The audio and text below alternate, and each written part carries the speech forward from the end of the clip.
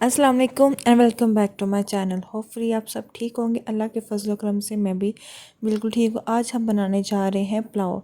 ये वो रेसिपी है जो मैं कभी छोटी थी तो मेरी अम्मी रेसिपी बनाती थी, हम बड़े शौक से खाते थे।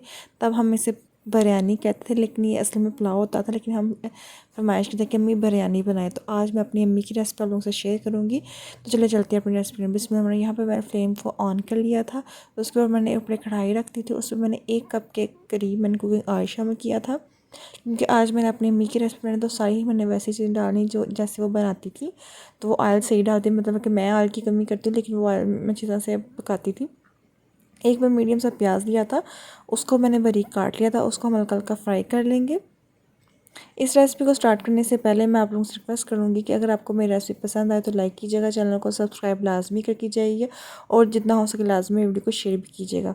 तो यहाँ पे लहसुन के मैंने चंद जवे लिए थे। लहसुन मेरा फ्रीज़ हुआ था, तो फिर भी मैंने उसको मतलब कि खोल ही लिया था। फ्रीज़ हुआ था लेकिन थोड़ी देर लगती है। उसको छुरी मदद से मैंने इस तरह से प्रेस कर दिया था सारे लहसुन को, तो प्रेस हो गए थे अच्छी तरह से।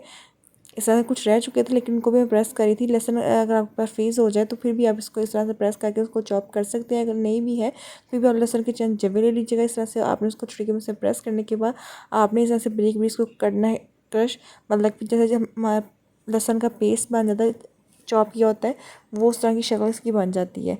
तो आप इस तरह से लहसुन लीजिएगा, उसको वैसे प्रेस कीजिए। देख कितना जब हमारा ये चॉप हो चुका है लहसुन।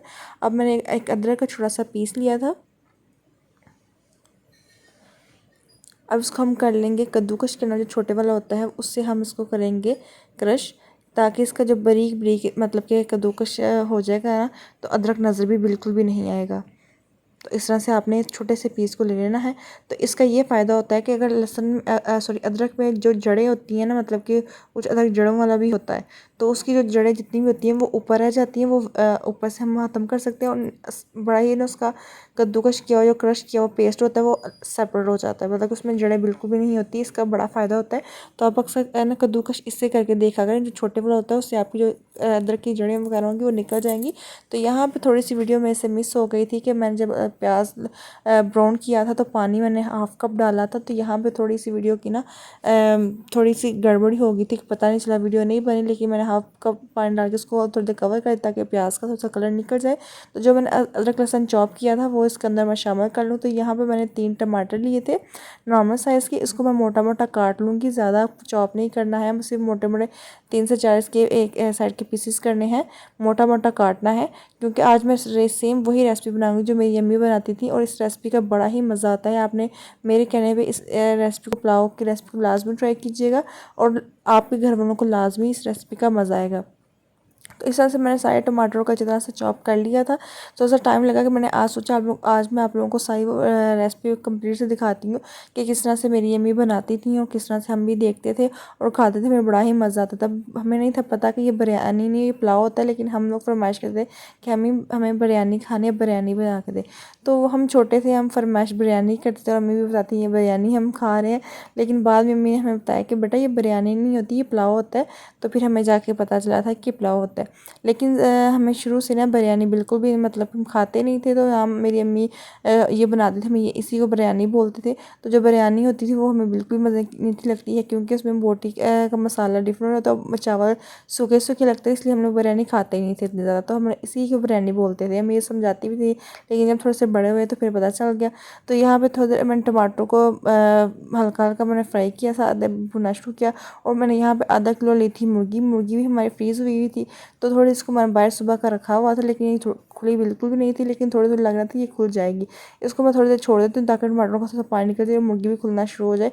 उसके दौरान मैंने यहाँ पे ली थी 3 से 4 मैंने हरी मिर्चें ली थी। हरी मिर्चें आपने उतनी डालनी है, आपको पता हो कि हरी मिर्च अगर आपके तेज़ हैं तो आप इसमें ज़्यादा क्वान्टिटी शामिल कर सकते हैं। लेकिन यहाँ पर मैंने सिर्फ 4 ही हरी मिर्चें ली थी, क्योंकि मेरी हरी मिर्चें बहुत ज़्यादा तेज़ थी। मैंने ये 1 कप चावल की ना मैं बनाना सिखा रही हूँ आपको पुलाव, क्योंकि यहाँ पे मैं आधा ली थी मैंने किलो मुर्गी और 1 कप मैंने चावल लिए थे। तो साथ ही मैंने इसमें आधा चम्मच मैंने हल्दी शामिल की थी, 1.5 चम्मच मैंने इसमें नमक इसलिए शामिल किया कि एक जो चम्मच है वो हमारे कप चावलों का हो जाएगा, तो जो आधा चम्मच है वो हमारी मुर्गी के लिए होगा, इसलिए इसमें टोटल 1.5 चम्मच ही इसमें नमक जाएगा। और मैंने आधा चम्मच गर्म मसाले के इसमें शामिल किया था। गर्म मसाला में जो सारी चीज़ें थी वो एक एक करके दालचीनी का टुकड़ा, लौंग, काली मिर्च, बादियान का जो पत्ते होते हैं वो मैंने इसमें सारे शामिल किए थे, थोड़ा सा ज़ीरा, आधा चम्मच टोटली मैंने गर्म मसाला किया था खड़ा वाला, वो हमने इसमें शामिल कर लिया था। उसके बाद इसको मैं थोड़े से हिला के इसको मैंने 5 मिनट के लिए ना हल्के स्लो फ्लेम पे कर दिया ताकि टमाटर का पानी जो है ना निकल जाए और इससे हमारी मुर्गी भी ना सारी अच्छी तरह से खुल जाए। तो यहाँ पे देख सकते हैं टमाटर का पानी निकल चुका है और मेरी जो मुर्गी है वो भी खुल चुकी है। और इसको हम थोड़ी देर के लिए फ्राई करेंगे। थोड़ी देर में बुनाई जब कर लेंगे 5 से 10 मिनट की बुनाई करने के बाद जब इस टमाटर का पानी टोटली खुश्क हो जाएगा, हमारी मुर्गी भी अच्छी तरह से गल जाएगी। तो यहाँ पे देख सकते हैं कि टमाटर का पानी भी खुश्क हो चुका था और मुर्गी भी हमारी गल चुकी थी। तो यहाँ पे मैंने 2 कप के करीब डाल रही हूँ पानी, क्योंकि हमने 1 कप चावल लिए थे इसलिए डबल क्वान्टिटी में हम 2 कप लेंगे पानी। जब पानी अच्छी तरह से देख सकते हैं बॉयल आना शुरू हो जाए, अच्छी तरह से जब बॉयल है तब आपने इसमें चावल डालने। चावलों को मैंने आधे घंटे पहले ही भिगो के रख दिया हुआ था। ये आपको मैं पहले भी बता चुकी हूँ, अभी बताती हूँ कि जब चावल डालें ना तो अगर सेंटर में जब डालते ही आधे चावल मतलब कि बाहर नज़र आना स्टार्ट हो जाए, मतलब कि समझ लें कि आपके चावल बड़े अच्छे निखरे बनेंगे। अगर चावल टोटली ही पानी के अंदर डिप हो जाता है तो आपके चावल ढीले हो जाएंगे। इस चीज़ का आप लाजमी ध्यान रखा करें। अब ये देखिए चावल डाले हैं तो कितने ऊपर वो रह गए, इसलिए हमारी चावल मुझे उम्मीद है कि इंशाल्लाह ये निखरे ही बनेंगे और खले खले ही बनेंगे। तो इसको मिक्स करने के बाद इसको हम छोड़ दें थोड़ी देर के लिए। आपने इसमें चावल बहुत कम हिलाना है, ज़्यादा नहीं इसको हिलाना। कवर आपने चावलों को बिल्कुल भी नहीं करना और तकरीबन 2 से 3 दफ़ा ही आपने चावलों को हिलाना है, क्योंकि जितना ज़्यादा आप चावलों को हिलाएंगे आपके चावल टूट भी सकते हैं और ख़राब भी हो जाते हैं। क्योंकि मेरी अम्मी कहती है कि चावलों को इतना ज़्यादा बिल्कुल भी नहीं हिलाना है, नॉर्मल मतलब खिलाती थी।